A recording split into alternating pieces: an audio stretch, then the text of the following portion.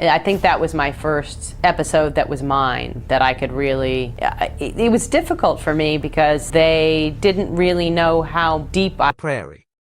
She was graceful, intelligent, and unshakably poised. But while the cameras captured prairie sunshine and frontier family values, something much heavier was unfolding behind one unforgettable episode in 1974. It was raw, it was personal, and it left a mark so deep that Anderson has refused to ever relive it. What happened on that set? And why does that moment still haunt her decades later? Tighten your seatbelts for this intriguing ride. When Melissa Sue Anderson first stepped onto the set of Little House on the Prairie, she was just 11 years old. She was a quiet but determined girl with striking blue eyes and a calm presence beyond her years. Born on September 26, 1962, in Berkeley, California, Melissa didn't come from a long line of Hollywood stars. But what she lacked in industry connections, she made up for with pure talent, discipline, and a natural grace that instantly set her apart from other young actors of her time. Before Little House, Melissa had already landed a few roles in commercials and TV shows, but nothing quite like this. The moment she got cast as Mary Ingalls, the oldest daughter in the now iconic Frontier family, her life was never the same. From the very first season, she carried herself with a quiet poise that made her character feel real. On screen, Mary was dependable, gentle, and strong. Off-screen, Melissa was adjusting to Southern fame, long shooting days, and the unpredictable rhythm of growing up on camera. At first, the set of Little House felt magical. It felt like being part of a real family. Michael Landon, who played her father Charles Ingalls and also served as producer and writer, became a major guiding force in her career. Cast and crew described the environment as warm and supportive, even when filming under the hot California sun or enduring the pressures of a tight production schedule. For a young girl, it was a dream come true. She was working alongside beloved actors, telling wholesome stories, and becoming a household name in living rooms across America. And the show was a hit. Fans adored the Ingalls family. They tuned in weekly not just for Prairie adventures, but for heart. There was something deeply comforting about the show's simplicity, the love between family members, the faith in small-town values, and the resilience in the face of hardship. For Melissa, it felt like she was part of something meaningful. The storylines were often gentle, full of lessons and moral depth. Even the challenges her character faced early on were grounded in tenderness with the sibling dynamics, school struggles, and quiet moments of growing up. But then, things began to shift.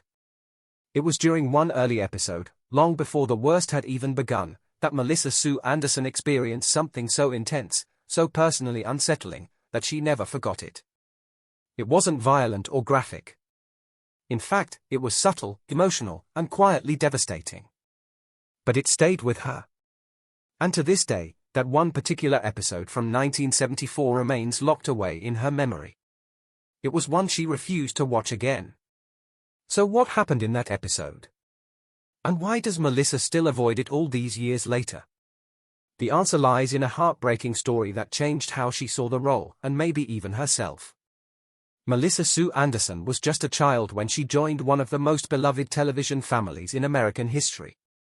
Cast as Mary Ingalls in Little House on the Prairie, she quickly became a fan favorite. With her calm demeanor, soft voice, and thoughtful eyes, Anderson brought a gentle strength to her role that made audiences connect deeply with Mary. But what the viewers didn't see was the emotional toll that some of these storylines had on the young actress behind the scenes. One episode in particular, filmed in 1974, affected her so deeply that, even decades later, she still refuses to watch it. Though it centered more on Melissa Gilbert's character, Laura Ingalls, than on Mary, the episode was emotionally heavy for the entire cast. The story revolves around Laura's jealousy after her mother gives birth to a baby boy, Charles Jr. The family is thrilled at the arrival of the new baby, but Laura struggles to cope with the sudden shift in attention. She becomes consumed with guilt after she wishes her brother gone. And then he actually suddenly falls ill and dies. Laura is devastated, believing her selfish thoughts caused his death. She runs away into the mountains, where she meets a mysterious man who helps guide her toward forgiveness and healing. This episode stands out for several reasons. First, it was one of the earliest instances in the series where themes of death, grief, and inner emotional turmoil were explored in such depth. For many viewers, it was a turning point. The show was no longer just a sweet period drama about farm life, it was willing to touch darker emotional corners of the human experience.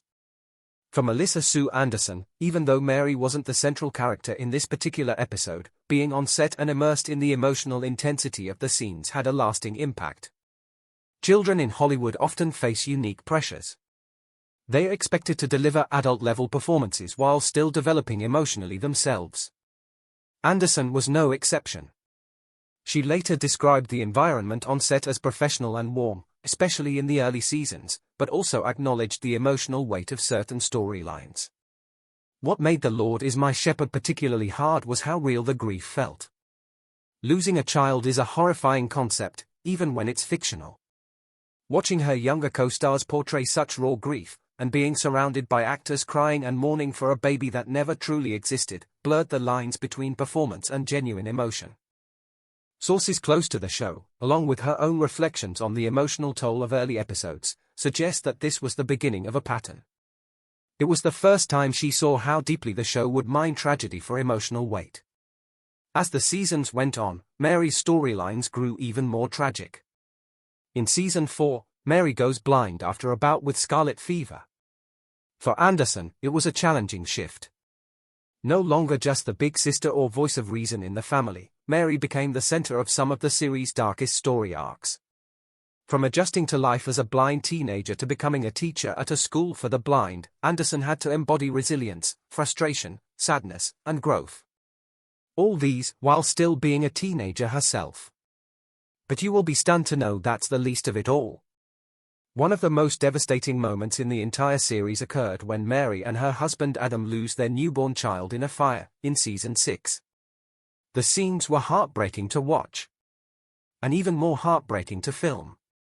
Anderson has since spoken out about the emotional toll this storyline took on her. In an interview with People magazine, she said, "When they run low on story ideas, someone says, 'What can we do to Melissa Sue that's really awful?' That sentence alone reveals just how emotionally taxed she had become by the direction of her character." Unlike most child actors of the time who faded from the spotlight quietly, Anderson chose to step away on her own terms. She left the show after Season 7, despite her character being deeply woven into the fabric of the Ingalls family. The emotional toll had mounted to a point where continuing felt unhealthy. What started as a joyful experience filled with learning, growth, and camaraderie had gradually evolved into something painful and draining. The show's shift toward more tragic, intense plotlines meant that Anderson was often expected to carry the emotional burden of entire episodes. In a time before therapy for child actors was common or encouraged, Anderson was left to process much of that emotional weight on her own. She has since spoken with a great deal of affection about the cast and crew. She credited the show for giving her a solid foundation in acting. But she also acknowledges the price she paid. Being asked, over and over, to portray grief, fear, and helplessness as a child wasn't something she took lightly. It shaped her career, but it also changed the way she saw herself and her limits. Little House on the Prairie is still remembered fondly by generations of fans. It has a legacy of love, perseverance, and family values. But behind those sunlit memories are shadows that many never saw. For Melissa Sue Anderson, the trauma of portraying relentless suffering, from going blind to losing a child, was real, even if the circumstances were fictional. To this day, Anderson has never publicly rewatched that episode. Not because it was poorly made or difficult to act, but because it opened a door to a side of storytelling that felt too heavy, too real, and too much for a young girl to carry. Her departure from the show didn't stop her from continuing her acting career. She went on to appear in several TV films and guest star in other series, but she always carried the lessons, and the emotional battle scars, of her time on Little House.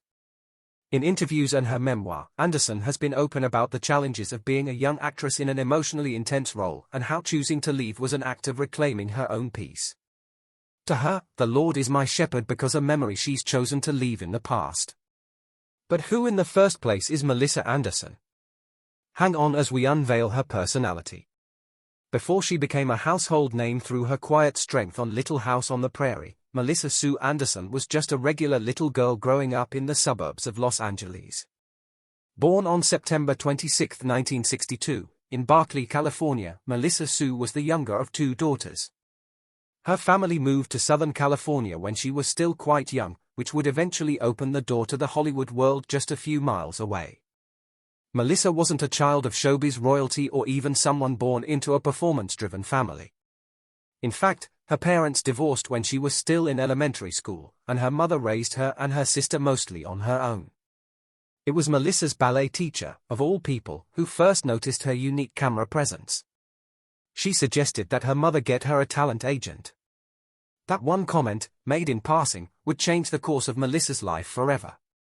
By the time she was 8 years old, Melissa was already appearing in commercials.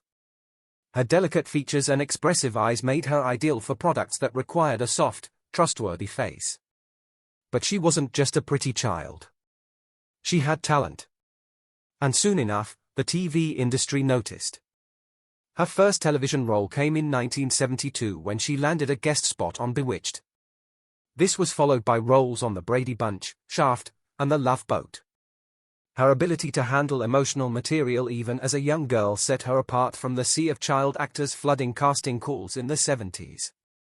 But everything truly shifted in 1974, when she was cast as Mary Ingalls in Little House on the Prairie. Though we won't revisit the tragedies tied to that role, it's important to understand that this show launched her into international fame almost overnight. What's less known, however, is what came next.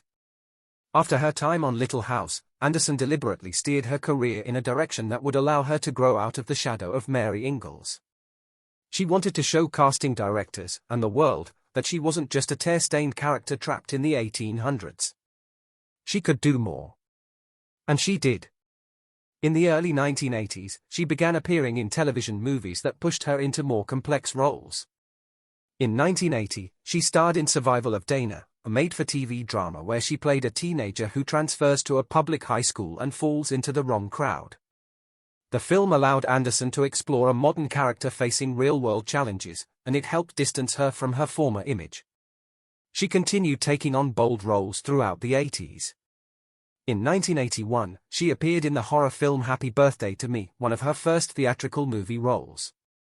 Though horror wasn't her natural genre, it was a deliberate choice, a way to prove her range. Audiences and critics alike noted that she brought subtlety and depth even to a genre often accused of being shallow. She also took on roles in shows like The Equalizer, She Wrote, Chips, and Alfred Hitchcock Presents. These guest appearances helped remind audiences that Anderson wasn't a one-note actor.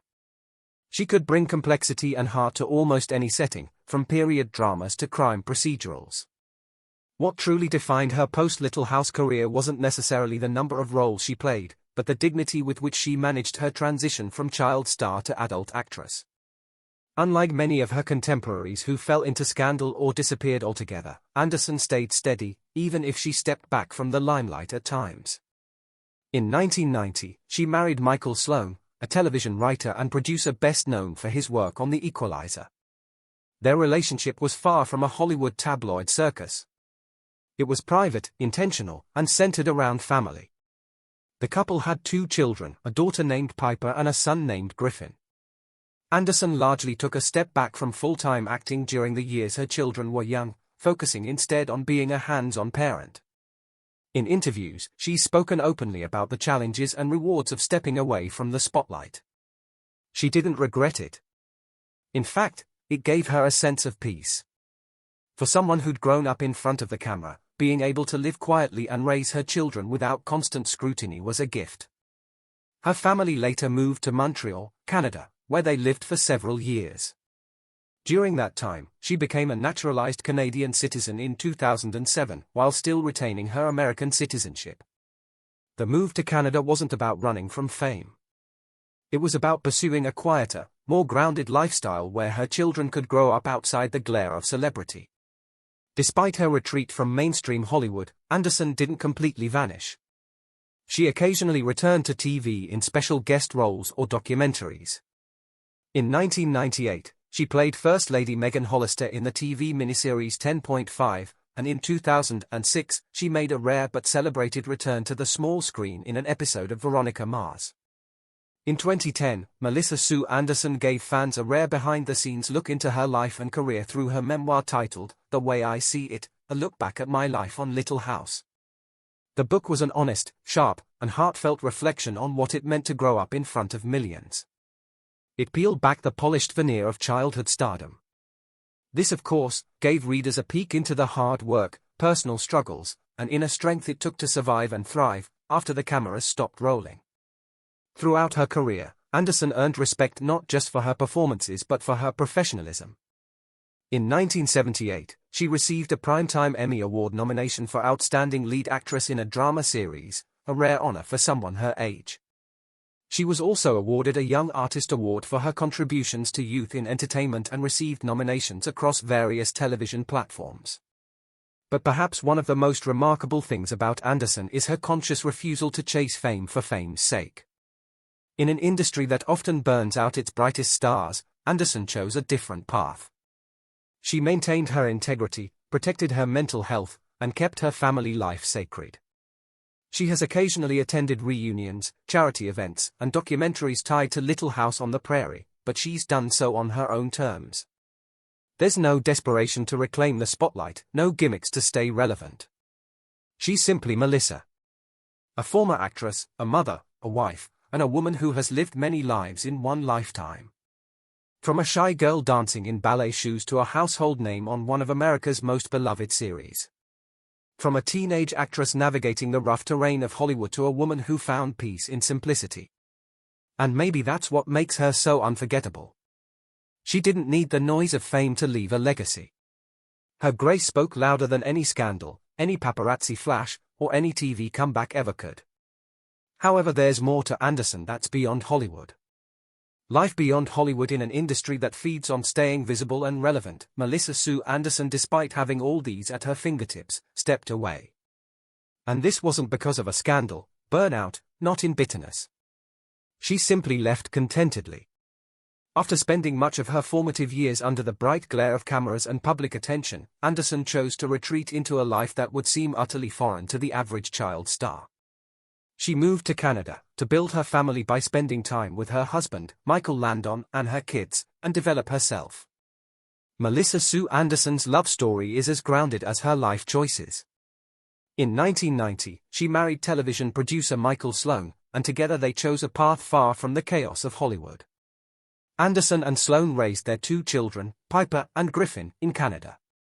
Their relationship was one of the few that didn't come with scandals. It was just a steady, lasting partnership. After more than 3 decades of marriage, the two remain a rare example of enduring love in the entertainment world. For Anderson, love was never about the spotlight. By the early 1990s, long after Little House on the Prairie had faded from television screens, Melissa Sue was already miles ahead, emotionally, physically, and philosophically. While many of her peers continued to chase roles, battle typecasting, or manage the remnants of fame, she recalibrated her life. For Anderson, fame was never the prize. It was something she'd experienced, even enjoyed at moments, but never needed to define herself. In interviews over the years, she never expressed disdain for acting, nor did she make dramatic declarations against Hollywood. She simply made the quiet decision to live differently. Unlike many actors who oscillate between private and public lives, Anderson made her choice firm. Her fans weren't left confused by mixed messages. There was no reality show comeback, no tell-all memoir, and no desperate attempt to reclaim the spotlight.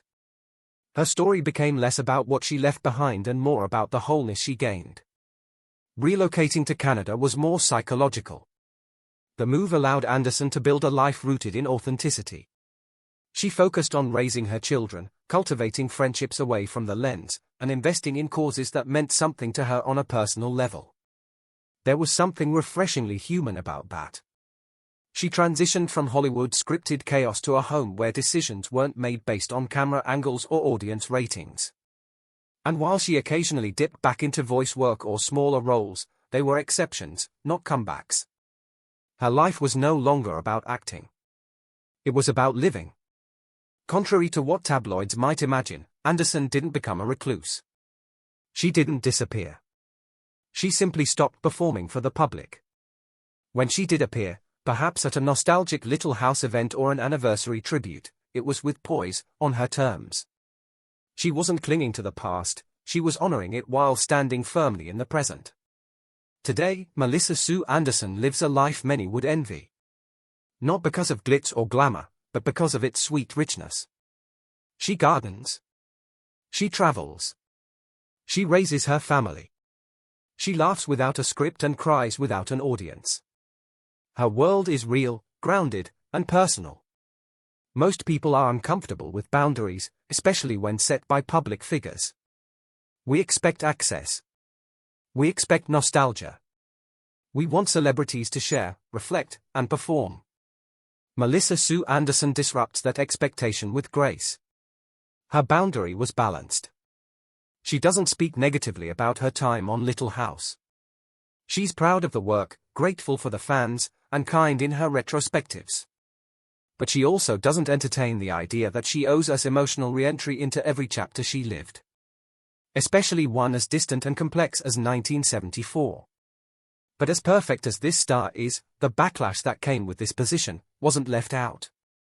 Let's take a look at the backlash for someone who left such a powerful mark on 1970s. American television. Melissa Sue Anderson has surprisingly few controversies attached to her name. There was no scandal, no messy departure, no dramatic public unraveling.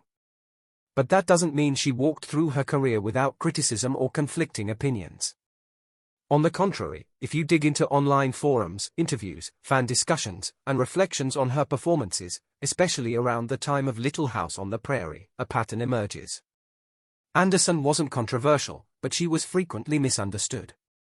Reddit, a platform known for digging into long-forgotten corners of pop culture, contains a range of discussions that shed light on how viewers and fellow fans interpret her behavior, especially during her teenage years on the Little House set.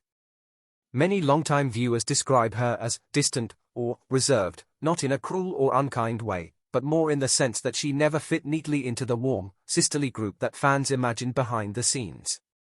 She was always the more serious one. Someone who seemed focused, tightly managed, and less involved in the social dynamics that shaped much of the behind-the-scenes energy of the show. One theory raised repeatedly in these conversations is that Anderson's mother played a significant role in managing her public image and decisions. There's talk of a stage mother presence, a parent who guided her career, filtered interactions, and prioritized professionalism over casual friendships on set. If this is true, then much of what people interpreted as aloofness might have simply been structure. It was placed around a young actress to ensure she stayed focused, professional, and safe in an environment that could easily consume child stars. It's important to remember that Little House on the Prairie was a long-running hit with immense public scrutiny, and child actors often bore the brunt of that attention, even off-camera. Some Reddit users have pointed out that Anderson's quieter nature made her stand apart from her co-stars. While many of the other young actors, like Melissa Gilbert and Alison Arngrim, became known for their tight off-screen friendships and bubbly media presence, Anderson kept a lower profile. Gilbert herself, in multiple interviews and even in her memoir Prairie Tale, described their relationship as complicated. She stated that the two were never close and hinted at tension or coolness between them during the show's run. While she didn't accuse Anderson of being unkind, she did paint her as distant. And this was something that many viewers picked up on and interpreted in various ways. Other users and longtime fans came to her defense, pointing out that Anderson's more serious personality may have been precisely what allowed her to carry the emotional weight of her character. Mary Ingalls had one of the most dramatic arcs in the series. From going blind, struggling with loss, facing enormous family pressure, it required a level of composure and focus not typically asked of teenage performers. Those who praise her work highlight how consistently she delivered and how much beauty she brought to the role, especially in emotionally challenging episodes like I'll Be Waving As You Drive Away. Some fans have also described her memoir, The Way I See It, as lacking warmth or as self-protective. It offers a more formal, guarded version of her life on Little House, which disappointed those hoping for juicy behind-the-scenes stories or dramatic revelations. Critics of the book say it reflects the same reserve that marked her time on set. Notably, Anderson herself has rarely responded to these perceptions. She's maintained a consistent presence of privacy, never capitalizing on the show's nostalgia wave in the way some of her co-stars have. Even during key anniversaries or fan events, her appearances have been rare. This choice has led to some frustration among fans who view her absence as disinterest. But those who follow her life closely understand it as a continuation of a long-established boundary. She left Hollywood on her terms, built a family life in Canada, and decided not to chase relevance through public sentimentality. It's also important to note that despite minor online criticisms, Anderson has never been accused of cruelty, on-set abuse, or professional misconduct. Unlike some former child stars whose legacies are complicated by behavioral issues or tabloid scandals, her record is clean. If anything, the only tension that's surfaced over the years stems from unmet expectations, fans wanting her to be more present, more nostalgic, or more vocal about her experience. In some ways, this tension reflects more about the public than about Anderson herself. Viewers often place enormous emotional stock in long-running shows like Little House on the Prairie, projecting their own memories and emotions onto the cast. When actors don't mirror those feelings or fail to play into the nostalgia, fans may interpret it as coldness. But as many online defenders argue, Anderson's choice to step back shouldn't be mistaken for contempt. It may simply be self-preservation. Ultimately, the mixed reactions to Melissa Sue Anderson aren't about bad behavior or career missteps. They are about misalignment between who she was and what people expected her to be. And in a culture that often punishes women for setting boundaries, it's no surprise that even a little emotional distance can feel controversial. In an industry that thrives on charm and conformity, Anderson's silent defiance set her apart. Many are consumed by the pressure to outlast their own stories by refining their image, revisiting old roles for clicks, or mining every memory for content. Anderson chose focus over fame, privacy over publicity. She wasn't interested in playing the game of Hollywood longevity at the cost of her peace. And maybe that's what makes her legacy so intriguing. Instead of burning out or fading bitterly, she simply stepped aside and let the work speak for itself. Letting the work speak for itself, she created space for the audience to remember Mary Ingalls without the noise of relentless self-promotion. So what are your personal thoughts about Melissa Sue Anderson? Let us know in the comments. And if you loved this deep dive, don't forget to like, share, and subscribe. We'll see you in the next video.